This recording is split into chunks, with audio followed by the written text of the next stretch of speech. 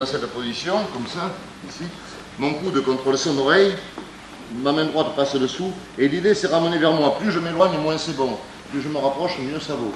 Si la paume est vers le haut, ici, souvent on a tendance à faire l'armlock dans ce sens, ici.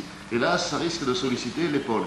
Comme il est interdit de faire des clés à l'épaule, on a intérêt à faire un oudégami avec hyperpronation ou hypersupination, c'est-à-dire tourner le poignet comme ça, ou tourner vers vous aussi. Ça c'est mieux, c'est mieux. Là vous êtes sûr que c'est au coude. Hyperpronation, hypersupination, ici et ramener, ça c'est mieux. Voilà, si le poignet est vers le haut, à ce moment-là on peut le faire en ramenant bien vers la ceinture, mais évitez de lever ici. Si vous levez ici, l'arbitre va verbaliser. N'est-ce pas? Voilà, d'accord? Ça c'est pour oudégami. Alors vous allez vous entraîner à faire un petit peu oudégami, bien vérifier, ou ramener comme ça, ou ramener autre sens là. Maintenant, imaginez l'adversaire très fort arrive à déplier le bras. Il arrive à déplier. Je peux avancer avec la poitrine pour bloquer sa poitrine à lui, prendre appui au tapis et attaquer encore sur bras tendu. Vous voyez, ça c'est toujours oudégami, mais c'est sur bras tendu pourtant. Mais pourquoi garami? Parce que garami, ça veut dire mes bras enroulés autour du ciel. Là, mes bras sont toujours enroulés autour du ciel. En général, c'est sur un bras fléchi, mais là, ça peut être sur un bras tendu. Donc, je prends appui, et là, je fais encore la clé sur un bras tendu. Et imaginez, il est allé plus vite ou il m'a surpris, il tourne dans l'autre sens, il arrive à s'échapper là, voilà, échappe-toi, voilà. À ce moment-là, je glisse main droite et je passe main gauche dessous. Et là, je ramène sous lui, et comme souvent la clé risque d'être à l'épaule, je vais partir en chute avant ici, avec blocage. Il faut que ma main gauche, mon bras gauche ici, bloque son bras contre moi. Et là, je monte dans le dos. Là, ce sera considéré comme clé au coude. Mais si j'éloigne son bras de ma poitrine ici, là, ça c'est clé à l'épaule. Là, l'arbitre va sanctionner. Donc, évitez de lever avec décollement ici. Mais si ici c'est collé, là, ici ça colle, bien serré. Là, le bras est plus mobile. Après, c'est l'avant-bras qui joue. Donc là, l'arbitre va compter valable. Par contre, ne venez pas me dire, ça fait mal à l'épaule. Ça fait toujours mal à l'épaule, un oudégami. Il faut voir où ça casserait si on poursuivait. Si ça casse ici, c'est valable. Si ça casse l'épaule, c'est pas valable. Mais l'idée, c'est que si le bras est bloqué, et si c'est l'avant-bras qui bouge, la clé, elle est toujours au coude. Mais si le bras bouge aussi, la clé est à l'épaule. Donc l'idée, c'est toujours contrôler le bras et pousser sur l'avant-bras. Si ici c'est collé, il n'y a pas de problème. Voilà, même si ça fait mal à l'épaule, ça on s'en fout. Ça fait toujours mal. Si on a peur d'avoir mal, il ne faut pas faire de judo. Voilà. Alors, pensez toujours à la mécanique du mouvement. On éloigne le bras, ça c'est pas valable.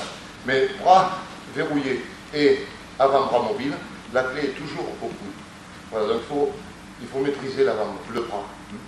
Alors on va essayer un peu oudégami, premier, ici, voilà, ramener vers vous. Il tend le bras, j'avance sur lui et je bloque sur bras tendu. Il tourne le bras, je change les mains, droite, gauche, chute avant, avec si possible le contrôle des jambes, c'est encore mieux ici, et armlock ici. Vous essayez un peu l'enchaînement, 3 fois oudégatame pour la pédagogie par rapport aux jambes. On leur apprend oudégatame dans cette position. C'est une démonstration aussi de katame no kata. Imaginez vous faites oudégatame, ça peut être au sol quand vous êtes baissé sur lui. Imaginez lui, il s'échappe en pliant le bras. Alors là, je ne vais pas demander à mon partenaire qu'il s'échappe vers l'avant. Il peut peut-être essayer de tourner le bras et de s'échapper vers l'arrière en montant l'épaule. Voilà. S'il tourne le bras, arrière. Il va essayer peut-être d'échapper en tirant son bras, soit comme tu as fait d'abord, tire ton bras. Voilà, peut-être il va descendre ici, ou peut-être il va tourner à l'envers.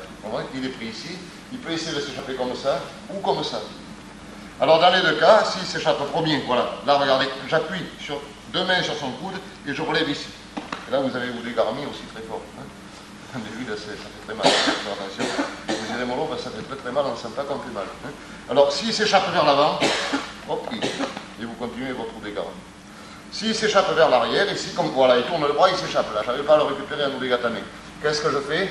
Je n'ai pas le droit de faire oudégami comme ça. Parce que là, ça va porter sur l'épaule. Alors je vais établir contact.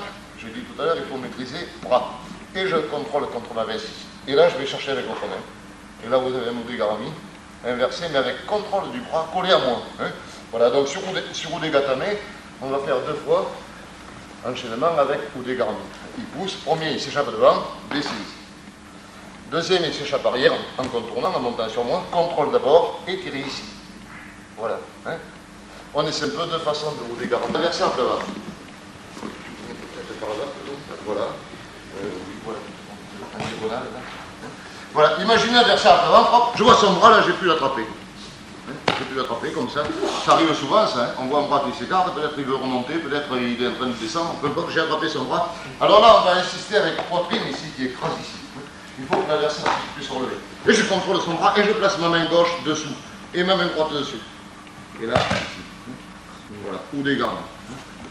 Et pour s'entraîner à ça, il faut s'entraîner pour Uchikomi, droite et gauche, avec la poitrine qui brille. C'est très éducatif pour garder le poids qui contrôle le partenaire. Je fais ou des garmis. Et puis je tourne ici. Voilà. Et là, changement. Et je tourne ici. Et je tourne la main. La main gauche frappe tout de suite. Comme ça, c'est contrôle. Il ne peut pas partir. Et ma main droite place dessous. Et après, changement. Et puis en écrasant, c'est la main droite qui va chercher.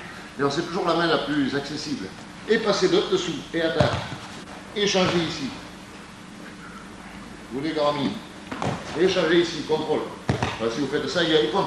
On va essayer un peu ou des garmis inversés sur quelqu'un. Je vais vous faire voir un truc qui est un peu personnel, mais que j'ai souvent marqué.